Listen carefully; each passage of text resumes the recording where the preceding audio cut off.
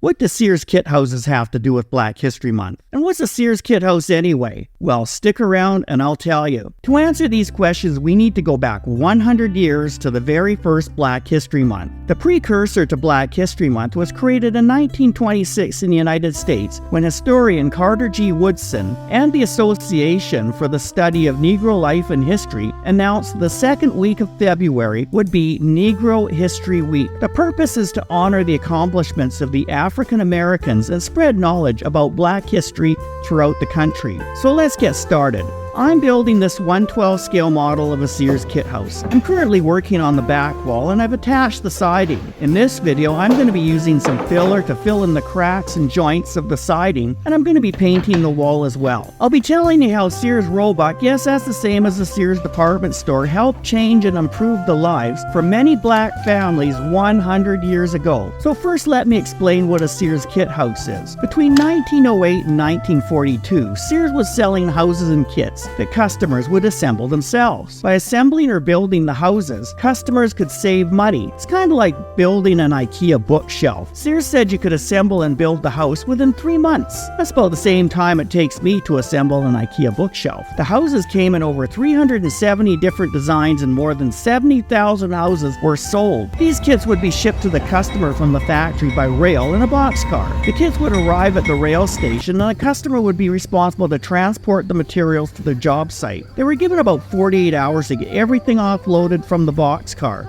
The kits contained 25 tons of material and more than 30,000 parts, including the lumber, windows, doors, flooring, paint, nails, you name it. These houses didn't come with plumbing, heating, or electrical systems. These were optional items available at additional cost. Customers were responsible to purchase their own land that the house would be built on, and the cost of the foundation that the house would sit on. In addition to the cost of shipping the kits by rail to the rail station, the cost of transportation of all this stuff to the building lot was also the customer's responsibility. The customer would also need a place to store all the materials so they weren't left out in the rain. A barn usually worked pretty good. Hey, did I mention that Sears sold barns and kits? You could even build yourself your own barn as well. Some of the small houses, like the model I'm building, could be built on concrete blocks, which would further reduce the cost of the house. The advantage to Sears kit houses was that the price could be significantly reduced because the customer would usually build the houses themselves, or at least parts of the house themselves, and this saved costs on labor. The houses were mass-produced in a kit, which further reduced the cost of building these houses in those days. When we think of old Sears kit houses, we usually think of large homes with sloped roofs, dormers, large verandas, but Sears was also producing kits for all kinds of buildings as well, from large homes and apartment blocks to garages, and even small, modest homes and cottages. And yes, for $41, you could even get a kit to build an outhouse. Around 1912, Sears began offering financing to purchase these homes. The mortgage loans were typically amortized for about 5 to 15 years, and the interest rate was normally between 6 and 7%. This was very important for many Black families at that time, but I'll get to that in a minute. Sales for these kit houses peaked around 1929, just before the Great Depression. During the Depression, many Sears homeowners defaulted on their mortgages, which was a disaster for Sears. That's a story for another day. So let's have a look and see how you'd go about purchasing a Sears kit home. Let's go through the process of what we had to do in order to purchase a Sears kit house. The customer's first step would be to go through the catalog and choose a house that they liked at a price they could afford. They'd have to list on the form which railway station they wanted the materials shipped to. And they would list the optional items they wanted, like a heating system, and what type of heating system would it be, hard coal, soft coal, and so on. And what about plumbing and a toilet? A luxury for many people in those days. Many early Sears houses were designed without bathrooms. And how about electric lighting? And there was a spot on the form where the customer could list any other questions they wanted answered from Sears. They would mail this all off, and Sears would reply by mail with a quote, including the cost of freight. And then the customer would have 3 options to purchase the kit. The first option was to simply send cash with the order. The second option was to pay for the material as the building was being constructed. And the third option was to pay for the material after the material had been delivered and inspected. And if you didn't have cash to purchase the house, Sears was offering payment plans. Yeah, mortgages. The questions Sears would ask the potential customers were the following. Do you have legal title to the land which you're planning to build the house on? And how big is the land? What's the width and depth of the land? How much did you pay for the land and how much isn't paid for yet? How much do you owe on the land? Is the building lot on a paved street? Are there sidewalks? Is there water, sewer, gas, and electrical services to the lot? How much cash do you have to invest in the deal and how much of a deposit are you going to put down? Sears required a minimum of 10% deposit. And how much can you afford to pay each month? Then they would ask the customer what their occupation was, and they wanted to know what, if any, part of the work the customer planned to do themselves. The one question Sears didn't ask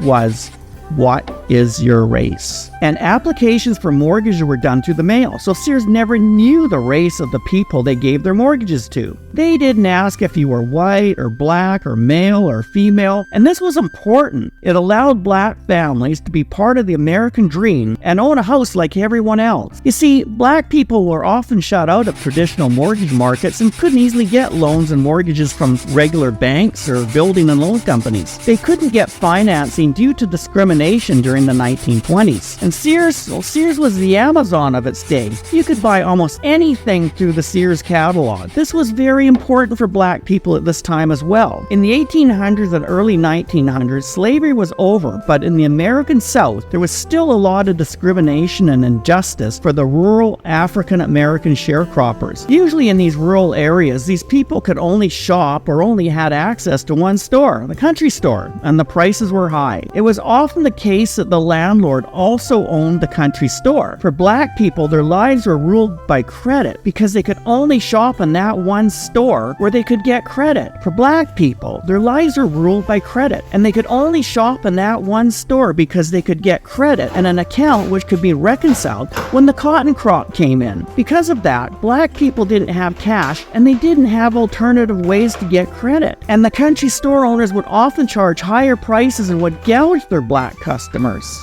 In 1893, the department store Sears Roebuck offered an alternative to black sharecroppers. Items could be purchased from their catalog and could be shipped out to the customer by mail. And Sears let the customers pay on credit, which gave black people an alternative to bypass the country store where they had to wait behind white customers before they could even be served. And the black customers weren't allowed to buy the same clothes as the white people or even purchase the same food as white people. The Sears catalog allowed them a way to buy clothes that were nicer than what was available in the country store and to buy the same food the white people ate. It offered a choice where they didn't have to feel like second-class shoppers. Between the 1880s and right up until the 1960s, there was even racial segregation in the South that outlawed interracial marriage and required businessmen and public institutions to separate their black and white patrons. Nobody has the right to say who you can love or you can't love.